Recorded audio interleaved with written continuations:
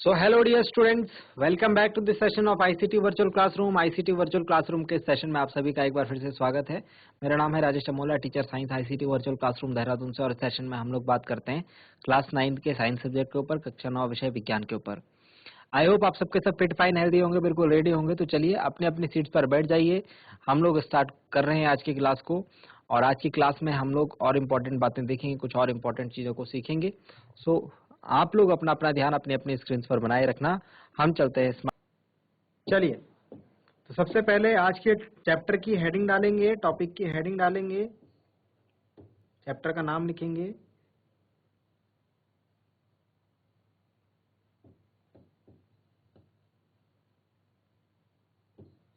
हम आज बात करेंगे ध्वनि की या फिर साउंड की।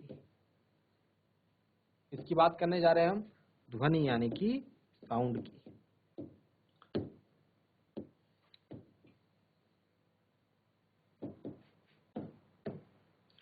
सो डियर स्टूडेंट्स, अगर बात करें हम लोग, अभी जैसे मैं बोल रहा हूं तो आप मेरी आवाज को सुन रहे हैं, है ना।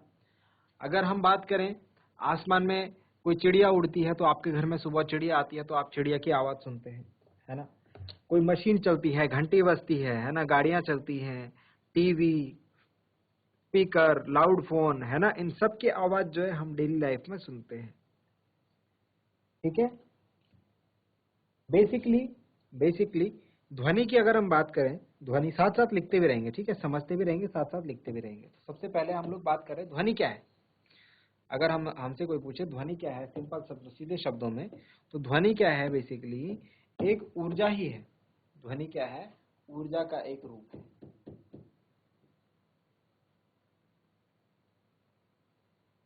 ध्वनि ऊर्जा का एक रूप है।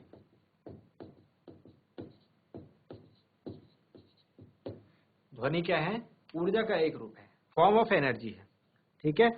ऊर्जा का एक रूप है ध्वनि।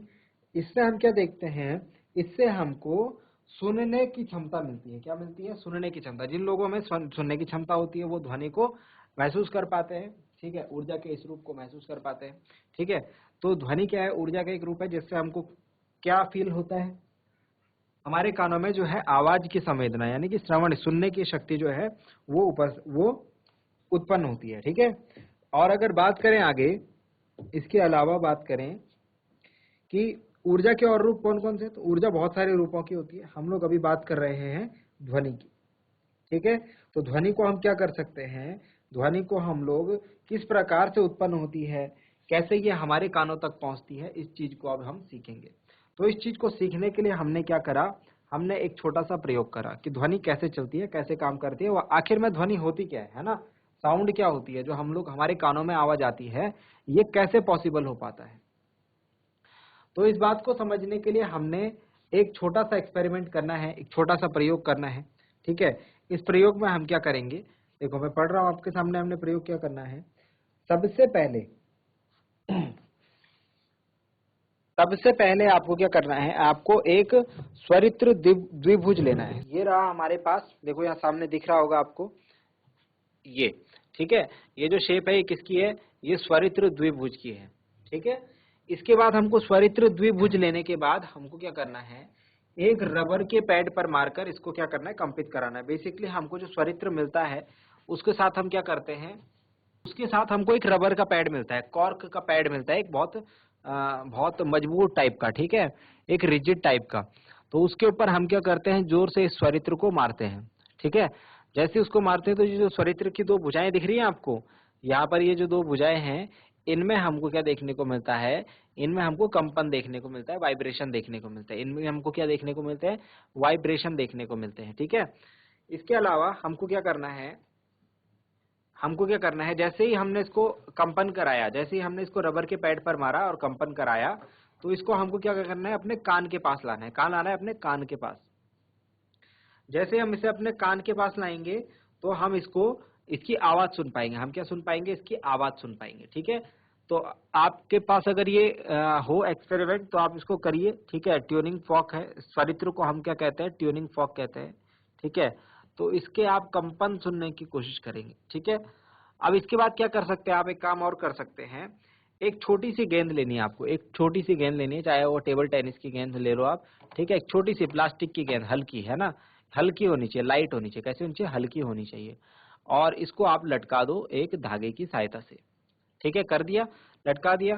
फिर उसके बाद क्या करना है, फिर उसके बाद क्या करना है, अब आपको क्या करना है, पहली बार एक बार क्या करो, एक स्वरित्र इसके पास लेके जाओ। अब की पहले जो स्वरित्र आप लेके जा रहे हो वो नॉर्मल लेके जाना है, सिंपल था, ठीक है। अभी आपने उसको कोई कंपन नहीं कराया, स्वरित्र इसके पास लेकर गए, ठीक है, चेक कर लिया हमने क्या हुआ।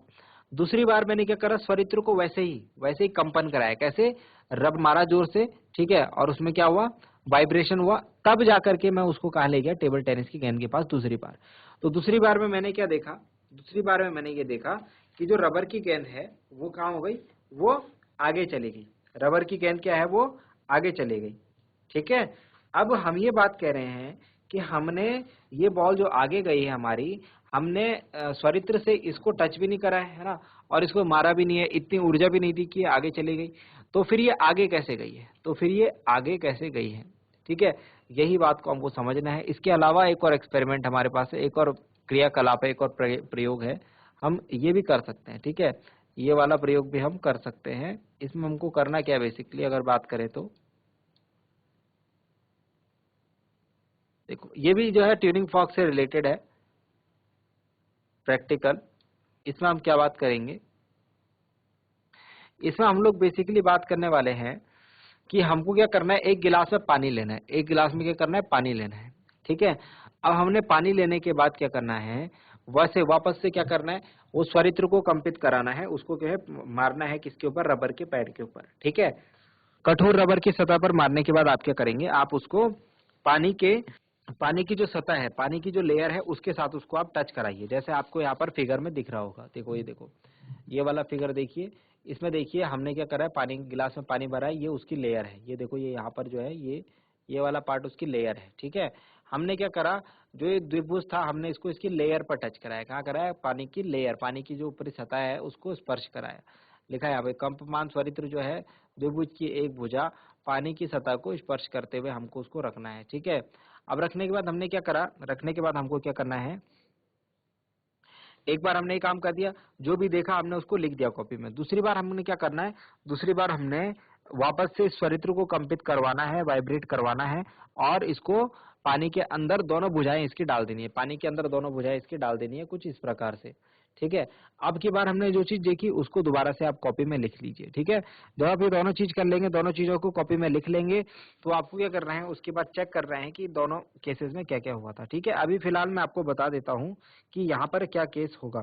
सबसे पहले बात करते हैं पिछले वाले क्रियाकलाप की। तो यहाँ पर हम ये देखते हैं, यहाँ पर हम ये देखते हैं कि पहले वाले केस में, जिसमें टेनिस की बॉल में क्या हो रहा था, जब आप कंपित यानी कि वाइब्रेट करता हुआ एक ट्यूनिंग फॉर्क इसके पास ले जाएंगे, तो हमने क्या देखा, हमने देखा टेनिस की बॉल जो है वो दूर चली गई, किसकी वजह से, उस कंपन की वजह से, किसके कंपन की वजह से, उस ट्यूनिंग फॉर्क यानी कि स्वरित्र के कंपन की वजह से, ठीक है। दूसरे केस में हमने क्या देखा कि जब हम इसको ऐसे करते हैं तो पानी की जो सतह है ना, पानी में जो है लहरें बनती है, पानी में क्या बनती है, लहरें बनती है।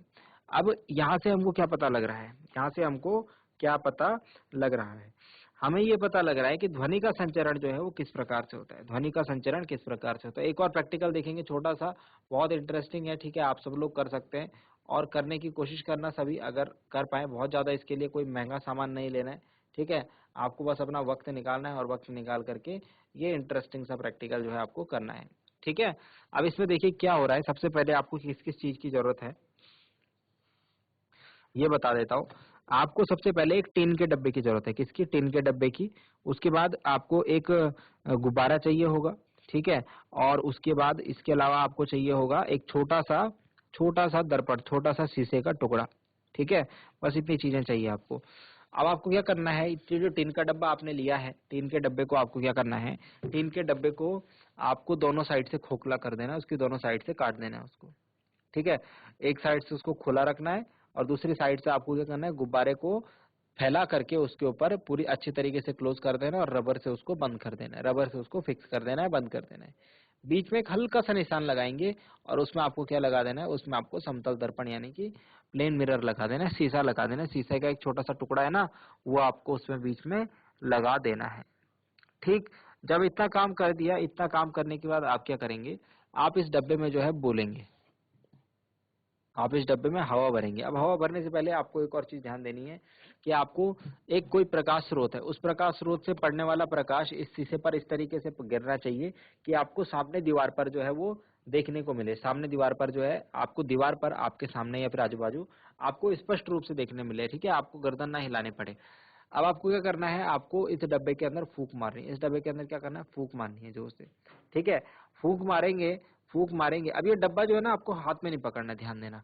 इस डब्बे को आप हाथ में नहीं पकड़ेंगे, इसको आपको फिक्स कर देना है कहीं पर। ठीक है, इसको मजबूती से अटका देना है कहीं पर। ठीक है, ताकि जब आप इसमें फूंक मारे तो ये गिरे नहीं। ठीक है, और हिले भी नहीं, तो इसको हिलना नहीं चाहिए। अब आप क्या करेंगे, अब आप इसके अंदर जोर से फूंक मारेंगे। फूंक मारेंगे तो क्या होगा, ये वाली जो आपको प्रकाश होगा ना, यहाँ पर जो प्रकाश गिर रहा है दीवार पर, ये आपको नाचता हुआ दिखेगा, यानी कि डांस करता हुआ दिखेगा। समझ में आ रहा है, समझ में आ रहा है। आपको क्या काम करना है, आपको एक छोटा सा एक्सपेरिमेंट करना है और उस एक्सपेरिमेंट में देखना है कि जो प्रकाश किरण है क्या वो डांस कर रही है या फिर नहीं कर रही है। कोशिश कर रहे हैं, यानी कि प्रोपोगेशन ऑफ साउंड वेव, ध्वनि जो है किस प्रकार से चलती है, हम उसको समझने की कोशिश करें। तो उससे रिलेटेड अब हम कुछ बिंदु को लिखते हैं।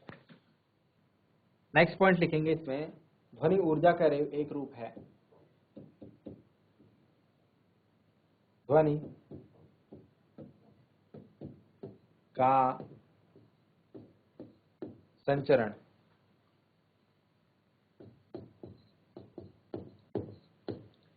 निम्न प्रकार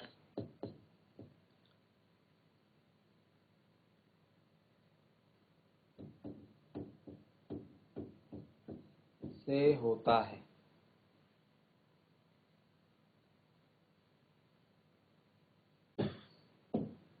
ध्वनि का संचरण निम्न प्रकार से होता है। कैसे कैसे होता है, सबसे पहले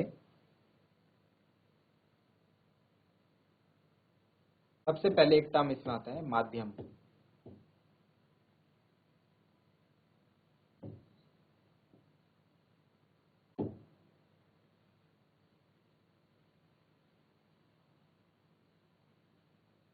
सबसे पहले एक टर्म आता है माध्यम। माध्यम क्या होता है, माध्यम वो क्षेत्र होता है या फिर वो एरिया होता है, सॉरी, जहां से होकर के ध्वनि संचारित होती है। संचारित मतलब निकलती है या फिर चलती है। तो माध्यम हो गया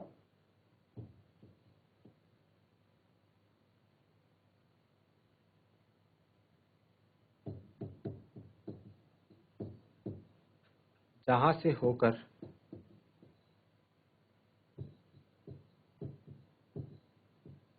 ध्वनि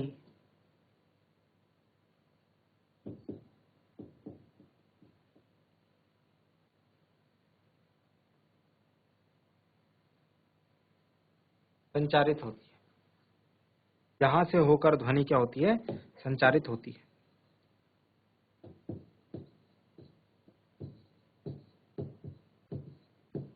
नेक्स्ट नेक्स्ट बात करें, ध्वनि जहां से निकली, ध्वनि जहां से निकली उसे क्या कहते हैं, स्रोत। कैसे,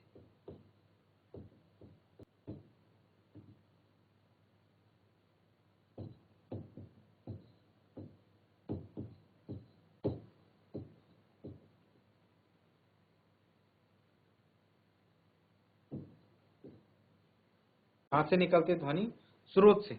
और जाती कहाँ है, श्रोता, यानी कि जिसको सुनना है, जिसको सुनना है, जो सुनाई, जो सुनने वाला है, वाला है।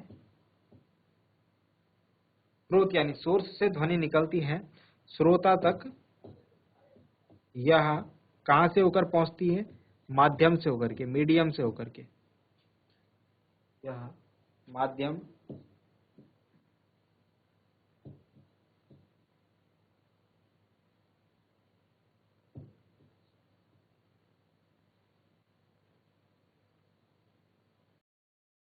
श्रोता तक, यह माध्यम से होकर पहुंचती है।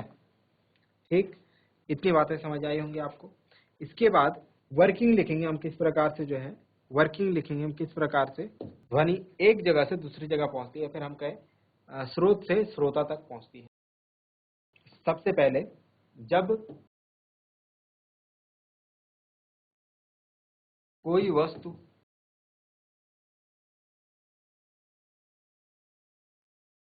कंपन करती है, जब कोई वस्तु कंपन करती है तो यह अपने चारों ओर विद्यमान तो यह अपने चारों ओर विद्यमान माध्यम के कणों को कंपमान कर देती है। कंपमान ये मतलब वाइब्रेट कर देती है, कंपित कर देती है।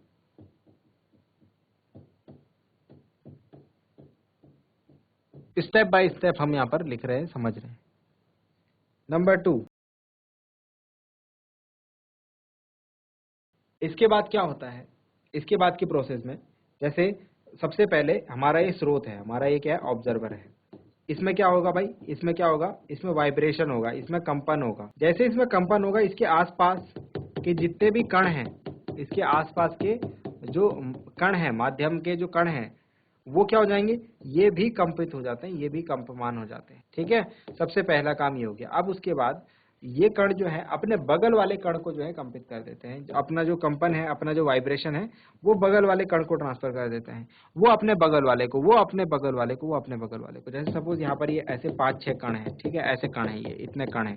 ठीक है, अब यहाँ पर हमारा स्रोत है, यहाँ पर हमारा क्या है, स्रोत है सपोज। ठीक है, और यहाँ पर जो है हमारा, यहाँ पर हमारा ऑब्जर्वर है। ठीक है, अब देखो यहाँ से जो है, यहाँ से क्या हुआ, वाइब्रेशन हुआ, क्योंकि स्रोत से ही वाइब्रेशन होता है। वो वाइब्रेशन इसको गया, इसने वाइब्रेट करा, ये भी वाइब्रेट हुआ, इसने वाइब्रेट करा, ये भी।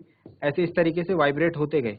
ये कणों ने अपनी जो वाइब्रेशन, जो एनर्जी थी, वो ट्रांसफर करते गए। ये ट्रांसफर होने के कारण, ये कण की जो वाइब्रेशन होते कारण, ये लास्ट में इसका वाइब्रेशन जो है कणों के थ्रू हमारे कान में पहुंचा। किसके थ्रू पहुंचा, कणों के, है ना। कहीं भी कोई हमारे पास स्पीकर होगा तो उसके बीच में क्या रहता है, माध्यम तो रहता ही है ना, हवा तो रहेगी उसके बीच में। तो हवा के जो कण होते हैं, यही क्या काम करते हैं, यही कैरियर का काम करते हैं, यही उठा करके आवाज को हमारे कान में पहुंचाते हैं। लेकिन एक कण नहीं करेगा, ये एक से दूसरे, दूसरे से तीसरे, तीसरे से चौथे, चौथे से पांचवे, इस प्रकार से जो है प्रसारित होगी आवाज। तो लिखेंगे इसमें,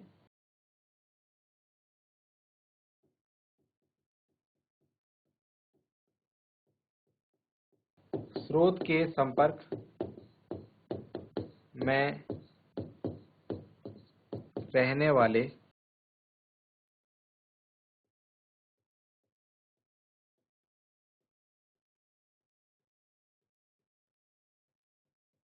माध्यम के कण, स्रोत के संपर्क में रहने वाले माध्यम के कण अपनी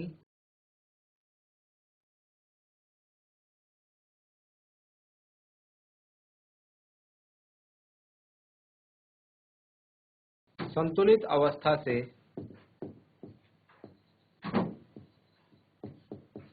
विस्थापित होते हैं। स्रोत के संपर्क में रहने वाले माध्यम के कण अपनी संतुलित अवस्था से विस्थापित होते हैं। पहला काम हो गया, पहला काम ऊपर हुआ। ठीक है, जो स्रोत था हमारा, उसने अपने जो वाइब्रेशन था वो आसपास के कणों को प्रोवाइड करवा दिया। ठीक है, अब ये जो है, जैसे इनमें कंपन होगा तो ये अपनी जगह से जो है हिल जाएंगे, अपनी जो इनकी मेन पोजीशन थी वहां से ये हिल जाएंगे, तो क्या हो गए, विस्थापन हो गए। ठीक है, इसके बाद ये जो है, इसको नेक्स्ट पॉइंट पे लिखिए, अपने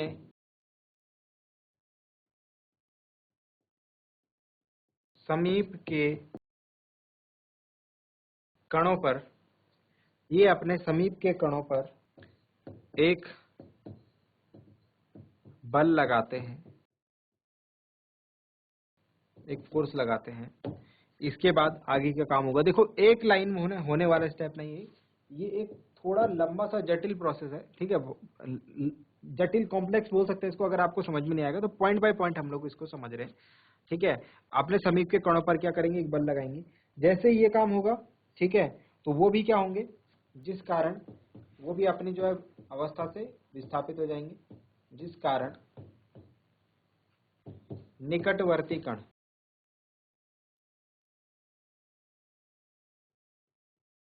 भी अपनी विराम अवस्था से विस्थापित हो जाते हैं।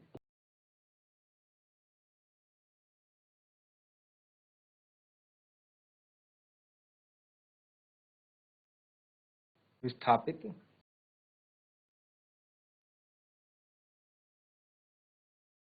आगे अगर बात करें नेक्स्ट पार्ट में, इसके पश्चात इतना काम करने के पश्चात जो स्टार्टिंग वाले कण थे, प्रारंभिक कण जो स्टार्टिंग में जिन्होंने वाइब्रेशन स्टार्ट करा था, प्रारंभिक कण अपनी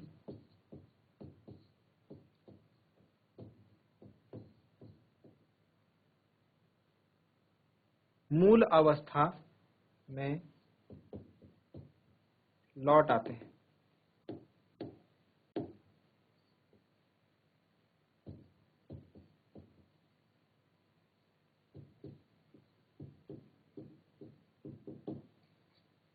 ठीक है, इसके पश्चात प्रारंभिक कण अपनी मूल अवस्था में लौट आते हैं। यहां तक जो है बात खत्म हो जाती है, एक प्रक्रिया खत्म हो गई। इसके बाद क्या होता है,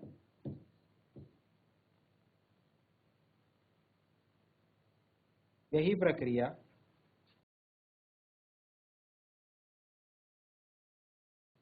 माध्यम में चलती रहती है और इसके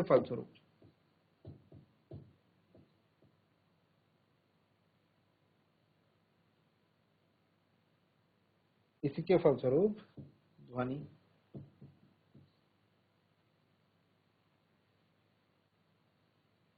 हमारे कानों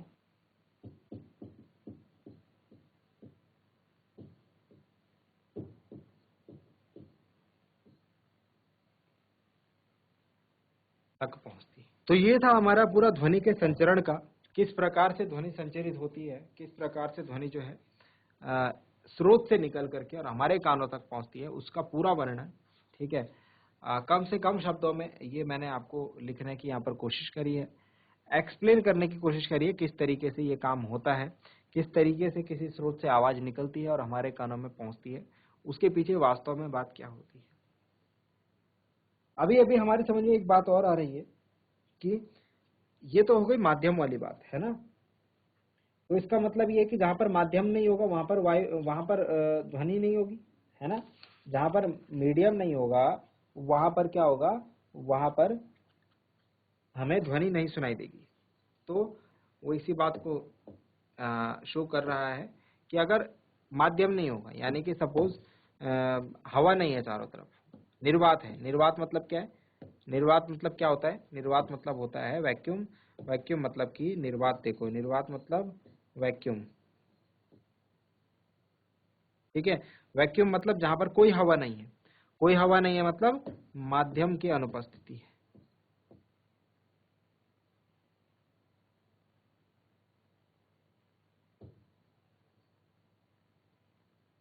माध्यम क्या है, अनुपस्थित है।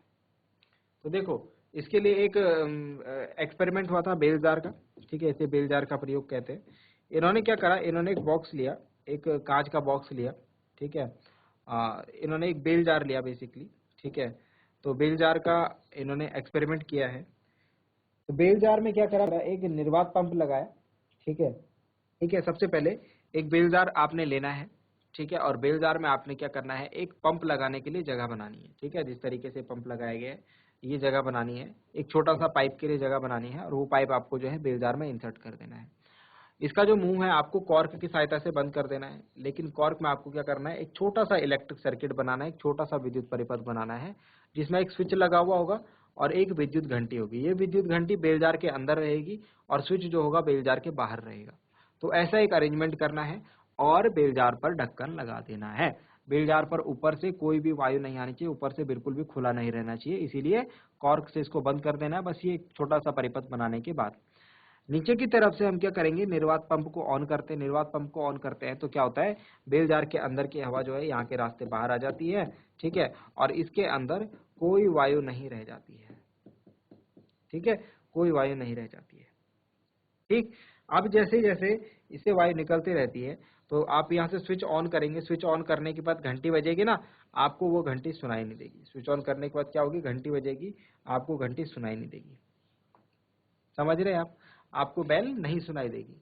तो बेल नहीं सुनाई देना ऐसा क्या कारण है, क्योंकि क्यों हमको बेल नहीं सुनाई दे रही है, इसके पीछे कारण ये है, इसके पीछे रीजन ये है कि जब हमारे हमने क्या समझा था, हमने ये समझा था कि माध्यम के कण होते हैं, है ना।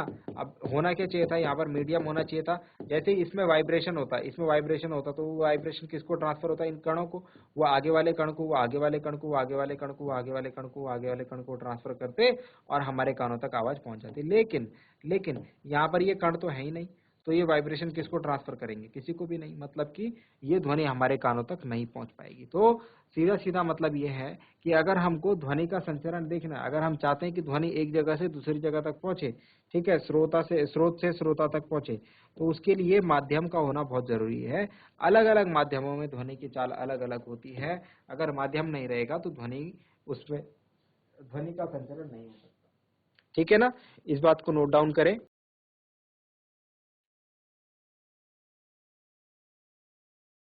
इसे नोट डाउन कर लें, ठीक है। और साथ ही साथ हमने ध्वनि का जो संचरण देखा है, क्या क्या उसके स्टेप्स हैं, इनको भी जो है आप एक बार जरूर नोट डाउन कर लें, घर जाकर के इसे एक बार जरूर पढ़ लें। और यही आपको जो है एक्सप्लेन कर देगा कि ध्वनि का संचरण जो है किस प्रकार से होता है। सो आई होप आपको जो बातें बताई गई हैं वो समझ में आई होंगी, इंटरेस्टिंग लगी होंगी और आपने नोट डाउन किया होगा। साथ ही साथ ये भी उम्मीद करता हूँ घर से आप इन चीजों को एक बार रिवाइज करके जरूर लाएंगे। मिलते हैं अगली क्लास में एक नए इंटरेस्टिंग टॉपिक के साथ। क्लास से जुड़ने के लिए आप सभी का बहुत बहुत धन्यवाद। Thank you very much and have a nice day.